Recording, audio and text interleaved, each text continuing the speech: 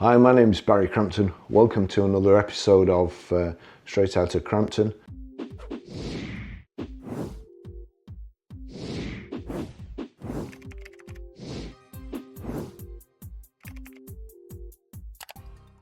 This episode is called Two-Door or Not Two-Door? That is the question. The question was actually, would you sell a car to someone if you knew it wouldn't fit their needs? I was the only one out of a training class of 30 people who had answered no. Our teacher had pointed this out to the rest of the class. I wish she hadn't. To me, the question was a no-brainer. I didn't have to weigh up the pros and cons, and I hadn't hesitated for a second. My way of thinking was that selling someone a car that wasn't suitable would only cause trouble in the future. I was ridiculed. I always sit at the back in a classroom as far out of the way as possible, so everyone had turned round to see which plonker it was who'd given such a ludicrous answer. And it was an uncomfortably long time before the laughing subsided. And that only happened when the female teacher said, "Sadly, he's the only one who answered correctly." I first met Mr. P when he came to our garage to part exchange his Vauxhall Cavalier 3-door sports hatch. His story was that he'd been forced into buying the car at another garage and he'd never go back to them again. He was a nice guy, but I soon realised that he could be easily led. He was the type of person who would buy in haste and regret at his leisure. His sports hatch was a lovely car, but it only had 2 doors and a hatchback. He had elderly parents and children too. It was obvious that he needed a 4-door car. If I could find the right car for Mr. P, it would be a great conquest sale for us. He worked at a very large local firm, and it would do us a lot of good if he were to tell all his friends how good we were and how bad our main competitors had treated him. To say Mr. P was hard work was an understatement.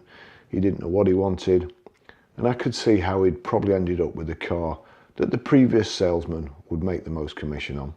I'd qualified him to the nth degree, so I knew what he wanted, even if he didn't. I'd been with him for ages, and he was still undecided. At one point he said he needed to go home because his head hurt. The car that he wanted was an Opel Manta coupe. This didn't even have the hatchback, it was a 2-door, a sports coupe. And although it looked great, there was no way he'd be able to squeeze his mum into the back seat. I did manage to steer him away from making another error of judgment. The only decision he had to make now was 1600cc or 2000cc. When a customer finally decides to buy a car, there's a short period afterwards which is referred to as the sag factor. You can see the relief on the face. The battle of wits is over and they let their guard down. This is the window of opportunity for the salesman to stick them with a host of accessories and build up their commission. Mats, mud flaps, glass sunroof, pinstripes, paint treatment, expensive warranty cover, service contracts, gap, insurance protected payments, etc. But in this case, it was me who sagged. I was mentally tired, exhausted and hungry. It had taken me all day to close this deal. Mr. P, on the other hand, was fine. He walked out of the showroom on a high, got into his sports hatch and promptly reversed it straight into the wall. He knocked our wall down and his sports hatch could no longer be sold as out of the box. I wasn't going to lose this deal now.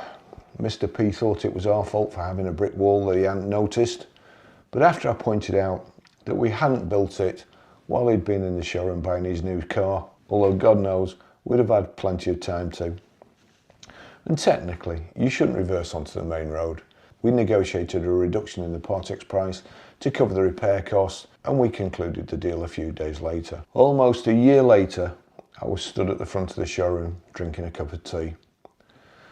I'd gone to see what was causing the traffic hold-up outside when I saw Mr. P exchanging insurance details with the driver of the cars that were in front and behind the car that I'd sold him last year. His exchange with the driver of the car behind was quite heated. I could see that the other driver was red in the face. He was pointing his finger and gesticulating. He seemed to be indicating that it was Mr. P's fault. But it couldn't be. He'd been turning into our garage when he was rear-ended by a car travelling down the hill, which some drivers got carried away on and came down at alarming speeds. There was a lot of accidents outside, and the rule of thumb is, if someone runs into the back of you, it's their fault. The force of the impact had knocked his car forward and into the vehicle in front. Mr. P's car was an Opel Ascona, and they were built like brick outhouses. The damage wasn't as bad as it could have been. This time he'd done the double, and I'd have to allow for the repairs to the front and rear. Everyone who'd been involved in the accident was okay. There was no such thing then as NCAP standards, crumple zones, airbags, or pre-tensioning seatbelts. And funnily enough, whiplash hadn't been invented either. The police weren't called. Mr. P didn't need an ambulance or an ambulance chaser, a crash for cash solicitor, a collar, a plaster, or even a stiff drink. He was fine. He was totally unfazed, and he still wanted to buy a new car. The Opel Ascona he'd bought from us was a 2-litre, and his requirements this time were something that had 4 or 5 doors, but was more economical. It had to have the same level of luxury and comfort as his Opel Ascona, and I thought we had the perfect car for him in stock. It was a Vauxhall Astra 1.3 GL, finished in silver green metallic with green velour upholstery. It was beautiful. He loved the car, but was worried that it may not be powerful enough.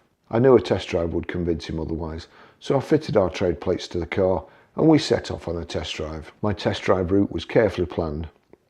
The roads I used were fairly quiet. There was some bumpy road, a country lane, and a short stretch of dual carriageway before we joined our road at the bottom of the hill. Mr. P loved the car, and he was very comfortable behind the wheel. Within minutes, he was driving it as if he'd had it forever. I was relaxed too, as he hadn't carried out any alarming manoeuvres, and I hadn't felt the need to pull the handbrake on or jump out of the car until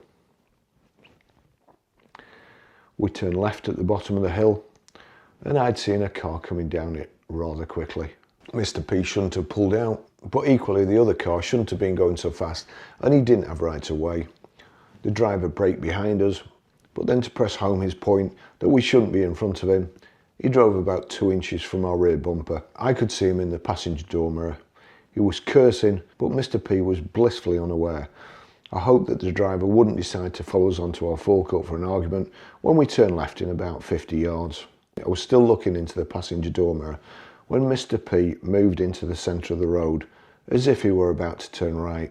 The driver behind us took his opportunity to accelerate past us on the near side and make his feelings known by flicking Mr. P the V's with his 2-finger salute. My face and his were no more than 2 feet apart, and I saw his anger turn to "oh shit" as Mr. P hit the indicator and turned left at the same time. No mirror signal manoeuvre for Mr. P. He changed direction when it suited him, and like an angry blue bottle. I grabbed for the steering wheel and pushed hard towards the middle of the road, but it wasn't enough. I heard a bang, and I saw the corner piece of our bumper fly into the air. Although I hadn't witnessed Mr. P's first accident, I could now guess how it had occurred. In the last 12 months, he'd had 3 accidents, all at exactly the same spot, in 3 different cars. 2 of them had been in the last hour. Our car would need a new bumper, but there was no damage to the other car. We'd got off lightly. I retrieved the bumper and the front trade plate, and when I'd finished convincing the other driver not to kill Mr. P, he went on his way. I turned to Mr. P and asked, "So, Mr. P, have we got a deal?" Mr. P's answer was yes, but then he went a bit further, and he was deadly serious when he said, "But I don't want that one now it's had a bump." Somewhere in a parallel universe where the customer isn't king and they don't get sent a customer satisfaction questionnaire from the manufacturer, there would be a Mr. P who would now have had 4 accidents in exactly the same place. He would be in desperate need of an ambulance, and he'd also be in need of urgent pioneering surgery to cure an ailment that would become known as a trade plate oscopy. Thanks for watching. See you in the next video. Bye bye.